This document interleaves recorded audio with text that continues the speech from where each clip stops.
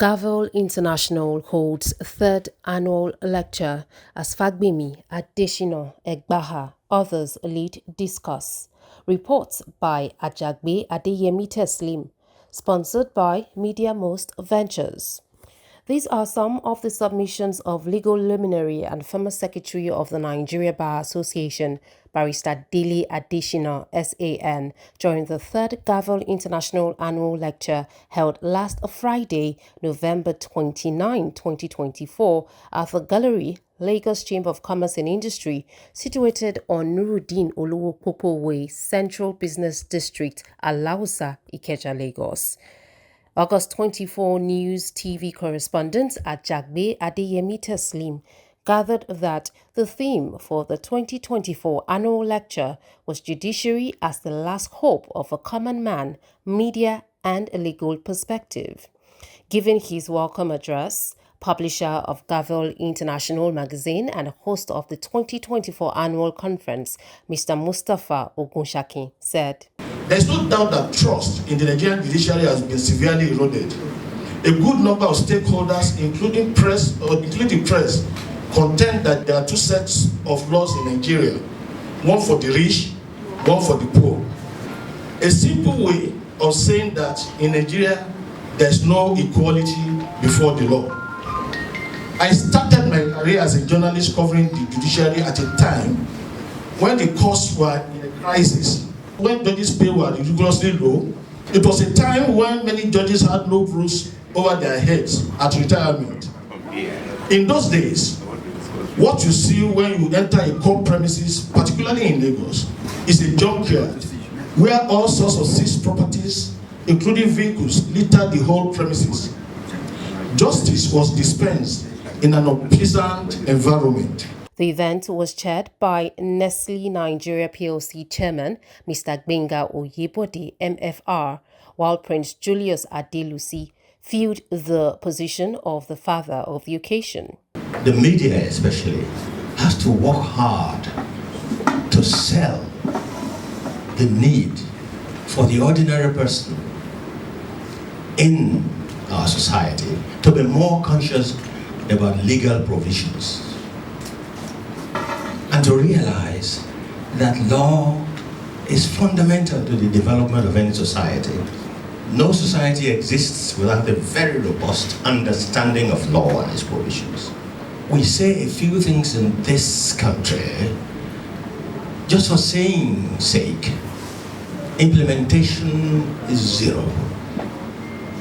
And I think this is where I want to charge lawyers and people in the judiciary to see what they can do to bring into being a more dynamic approach to implementation of the provisions of the law.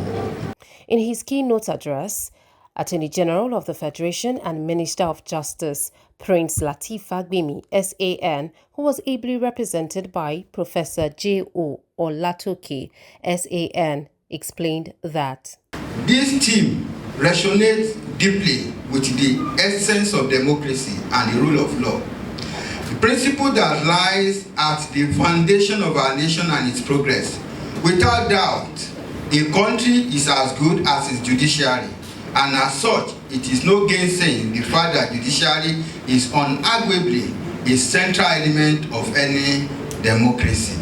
The judiciary, as a critical arm of government, holds a sacred duty, which is the duty to uphold justice, protect rights of every citizen, serve as a buffer against oppression and inequality, and become of hope for those who seek justice.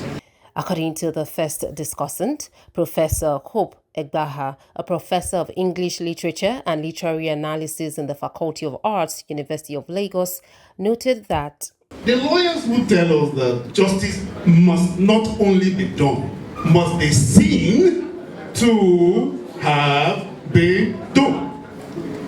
But we look at judgment, now we don't see justice. 88% of Nigerians consider corruption to be prevalent in the judicial system, with many citing demands for bribes, bias in judgment, and justice being sold for money. The second discussant, a legal affairs journalist and author of 18 books on law, Mr. Richard Akinnola, claimed that when you look at some politically exposed cases and the conduct of some judges, and it's very easy for the public to form opinions, that may not be the yardstick to measure the judiciary. If you want to know how people think, go to the newspaper stand and come and see Parliament. The third discussant, Ebun Olu-Adegboruwa SAN, who was ably represented by barrister Adesoji-Adeluyi Esquire, boldly agreed that lawyers complicate issues more. We lawyers are not prepared to resolve issues. We complicate matters. I could remember, not because Mr. Dele Adesina is here, he doesn't know me, but I know him very well. He was handling a matter at Ikare, Joba, Olukare of Ikare, against my father. My father is also a lawyer. He handled that matter in Akure. And in all sincerity, he called my father. I said, how can we resolve this matter? My father is also a lawyer. He was a lawyer. Jowa Ale of Ikare, Obadedoyi. He called the Olukare. He said, please, how can we resolve this matter? If all lawyers are like this, things will be better. The fourth discussant, Mrs. Joke Layi-Babatunde, who is an alumnus of the University of Ife, now Obafemi Awolowo, and an accomplished law publisher, emphasized that justice should be for all. Justice is supposed to be for everyone. We all know what financial independence does. When you cannot determine what is given to you and how you spend it, there's no how. You continue to go cap in hand to the executive and all of that. If you want a clean and clear and fearless judiciary, financial autonomy is the way to go. And the fifth discussant, Mrs. Asabe Waziri, a petroleum engineer and a respected professional in the oil and gas sector, agreed that justice is possible. I am a common person, but not in the sense of being helpless. So justice is possible. We simply need to be dogged in our fight and not give up. So there is hope in the judiciary. The high point of the event was when an aggrieved mother of two who shared her ugly experience with the police. At the police station, I was molested. They deep-hand into my private part, because I had my phone under my, my trouser, the one I was wearing, because they requested for my phone. I cried and cried, there was no help. Up to now, I don't even have, I'm from a friend's place to another, and I've not set my 2 eyes for my children. Another aggrieved man, Mr. Said, explained his own part as legal luminary and human rights lawyer, barrister Femi Falana, SAN, promised to offer a pro bono to both. Sir, are the faults of lawyers. The law has taken care of where we are, sir. And I do hope we are going to take this out today. If our senior lawyers, members of the NEC, visit all prisons regularly, we will not have cases like the woman or the man that just recanted. The other ones, I want to inform that we have just sent a bill to the House of Assembly, that's by the executive, after a seminar, that no civil case in Lagos will last more than 2 years, 24 months. So if we can get that bill passed, it's also going to go a long way to speed up trial in the state. In an interview session with some of the guests who attended the lecture, they spoke on how the gathering can salvage the image of the Nigerian judiciary. It's for all of us to come together and ensure that the independence of the judiciary is maintained, that the judiciary, they have all that they need to have, so that there will be no excuses for justice not to have been done, and that for people who talk about having judgment and not having justice, that, well, it is not all the time that judges are wrong. We should also consider the fact that judges themselves, they are human beings. They are not people who just drop from heaven. They are not angels. they can make mistakes, and that once a mistake is made, there is also another level. You can move from the lower court to the Court of Appeal and to the final court, the Supreme Court. So all of us should cooperate and not to denigrate the judiciary. Let the media, highlight the good aspect of the job, the judgment that they are doing. In the past, newspapers will pick a judgment, they will analyze it in the newspapers. You get my point? You don't take, why as much as possible you have to criticize those that are bad so that they can improve. But don't let us continue to judge the entire judiciary of the state with the standard of 2 or 3 or 4 of them that are bad. The picture you paint is what the outside world will believe in. It is important that the police are here today because it starts with the police. Whether it is civil matter or criminal matter, who investigates is the police. So it starts at the police station. Before the case goes to the High Court or to the Federal Court of Appeal, it starts with the magistrate court. So how about the magistrates? What are they doing about the magistrates as well? You increase the funding or the salaries of judges. How about the magistrates? If they say judiciary is corrupt, I say, well, how many judges and justices do we have in Nigeria? Can you tell me, just name 10 that either have been accused, convicted, and sentenced?